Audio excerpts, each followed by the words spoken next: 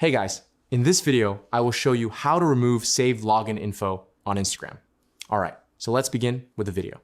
To remove your saved login information on Instagram, there are two main steps you need to follow. First, open the Instagram app and go to your profile page. From there, tap on the settings icon in the top right corner and navigate to the account center. Inside that, select password and security, then tap on saved login. Choose your Instagram account and make sure the option for saving login information is turned off and disabled. Once you've done that, go back to your profile and tap on the settings icon again. Scroll all the way down to the bottom and select log out. When prompted to save your login details, choose not now. After logging out, you'll be taken to the sign-in screen. Here, tap on the three horizontal dots in the top right corner and select remove profiles from this device.